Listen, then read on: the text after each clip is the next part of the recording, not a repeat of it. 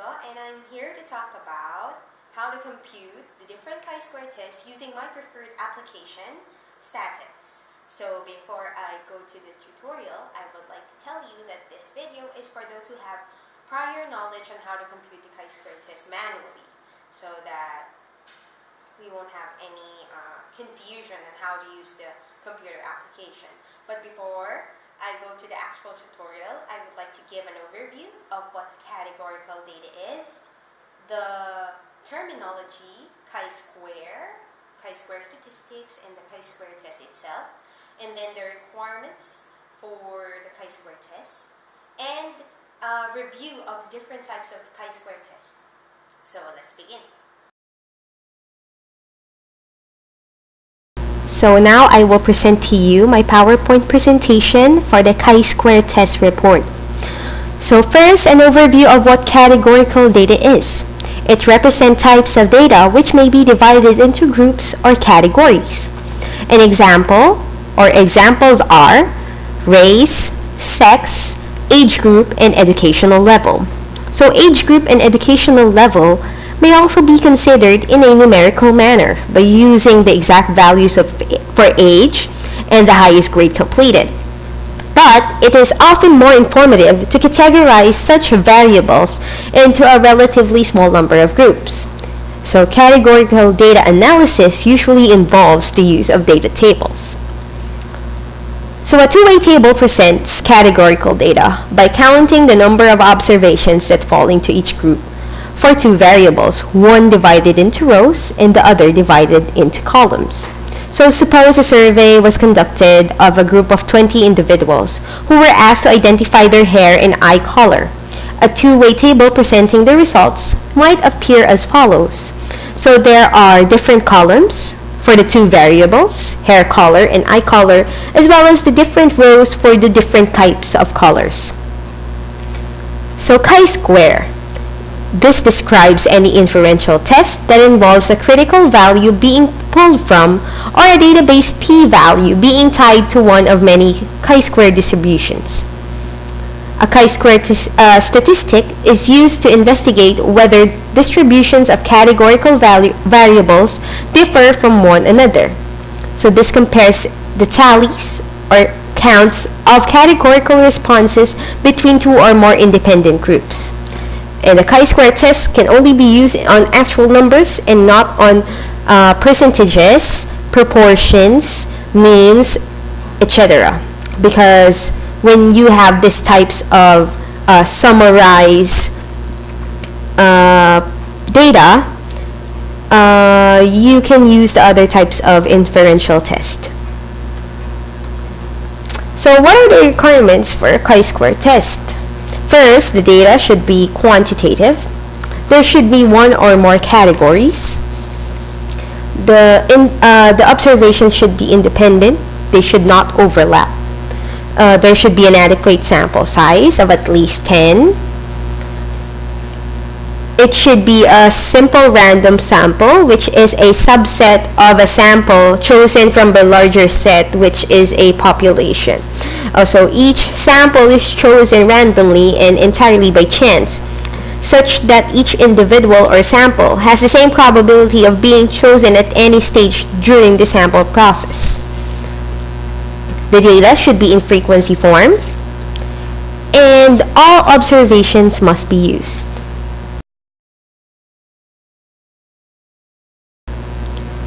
So now we go on to the different types of chi-square tests.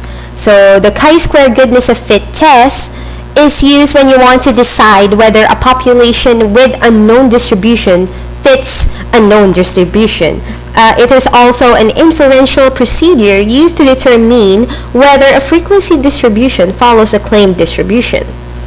So it is a test of the agreement or conformity between the observed frequencies and the expected frequencies for several classes or categories.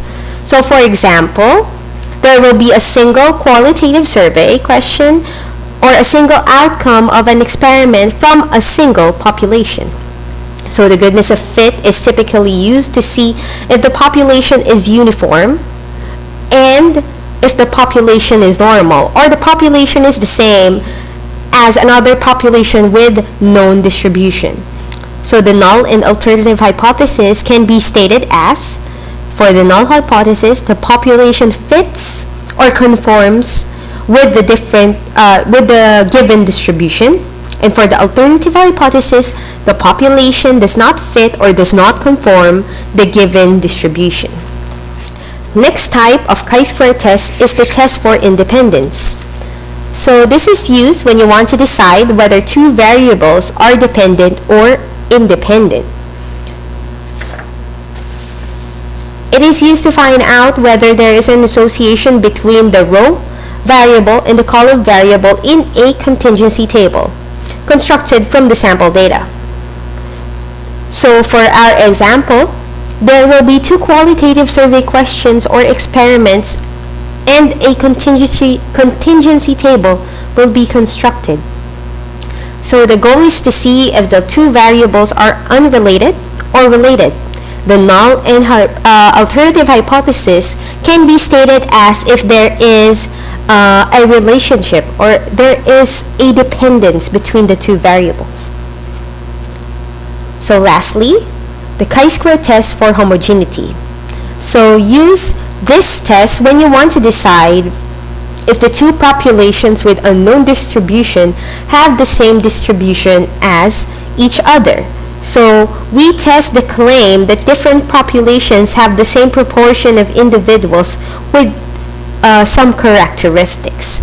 So for our example, there will be a single qualitative survey question or experiment given to two different populations, and the hypothesis can be stated as if they follow the same or if they do not follow the same distribution.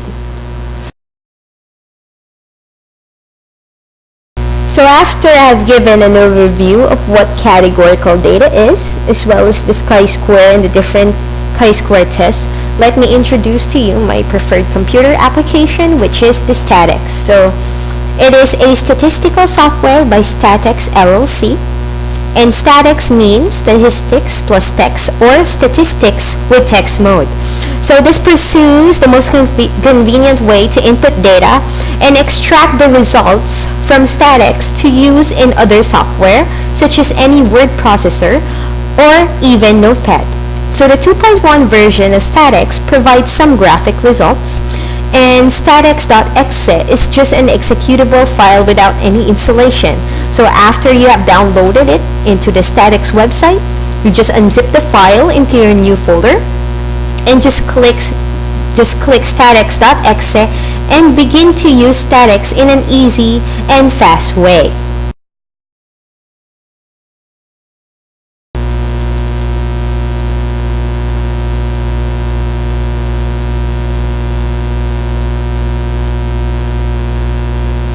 So before I show you how to compute for the different chi-square tests using Statext, let me first show you how to compute for the two sample proportion tests using this application. So this is how a Statext window looks like, and after we look at the problem, I'll show you how to do it. So Statext two sample proportion test. The first example is to determine the proportion of y in sample 1 is significantly greater than that in sample 2 with the significance level of 5%. So these are the two data sets. And then this is how you present the data in Statext as well as the procedure. So in this procedure, you'll see the first one is categorical because you need to choose first the test that you want to use before you can input the data, because after clicking the type of test you want, it will show you how to arrange the data to get the proper answer. So let's open Statext. Yeah. And then categorical as stated in number 1, and then two sample proportion tests. So here it shows you how you would present the data or arrange the data. So here's the window for the data. So here is the part where you will put the data set you have. So I have prepared the different data sets in a notepad. So we'll just, so that we can just copy it and save time. So copy, and then we'll paste it. And then after pasting, or after encoding the data, we need to go again to the pull down menu and choose the test that we need to use. So 2 sample proportion tests. Then we will arrange, or we will check if it has given us the right data. So first, the name, I would like the name to be Y instead of N, because here it computes for N and not for Y. So since we're computing for Y, I'm going to change the data. So out of the 21 datas in sample 1, there are 14 Ys, and out of the 17 datas in sample 2, there are 10 Ys. So, and then we check for the null and alternative hypothesis. So we'll just say that for the alternative hypothesis, that P1 is greater than P2. So since that's what we need to know, if Y is greater in sample 1 than in sample 2. And then we click OK. So here it computes. The results window shows us the observed values as well as the null and alternative hypothesis, and then it also shows us the different computations needed to obtain the conclusion. So the only disadvantage I can see about Statext is it rounds off the results or the answers using 2 decimal places only. So that can show us a lot of variation.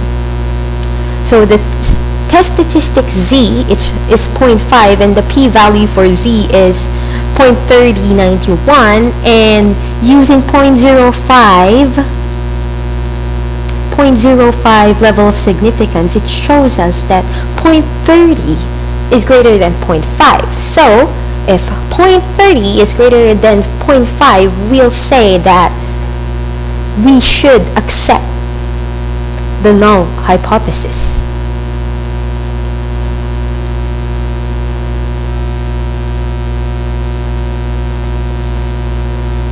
Let's see.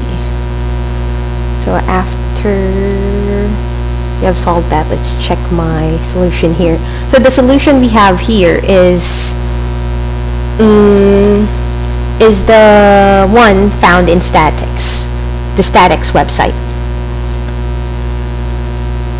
So the results show that yes, the one that we have computed is 0.5 and 0.3091 do not reject HO at a significance level of 0.5. So it only states that the number of Y in sample 1 is not greater than the Y's in the sample 2.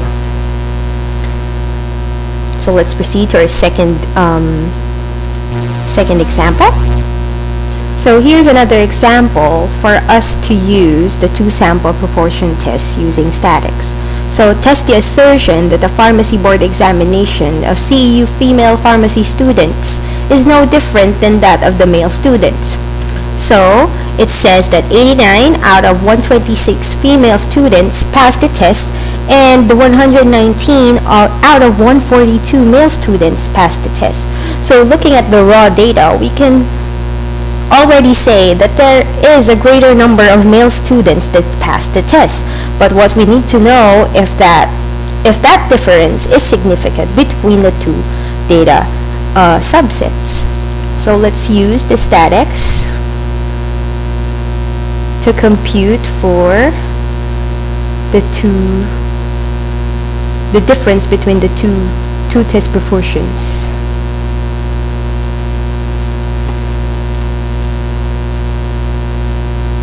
So first, we need to click the test that we need to use, the 2 sample proportion test. It shows us how we can arrange the data so that we can get the right answer. So since there is no raw data yet, we need to use a default data so that we can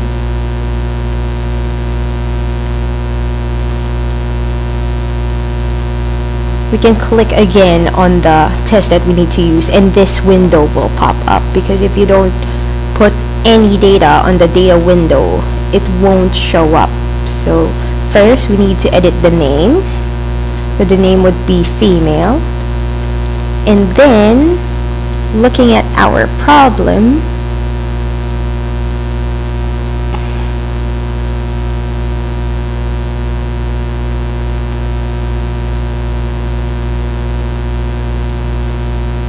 here is the procedure that I have made for it.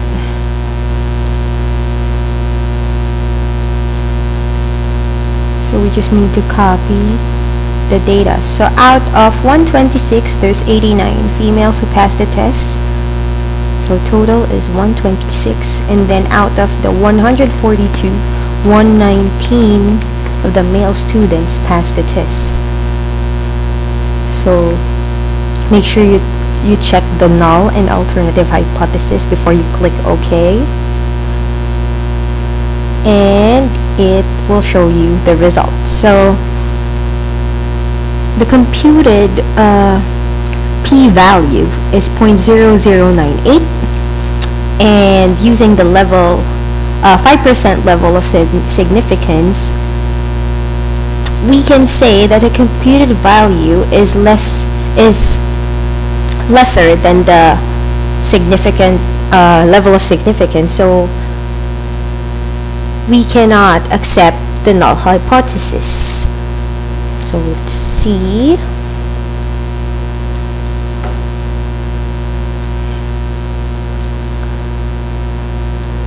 So we already did this,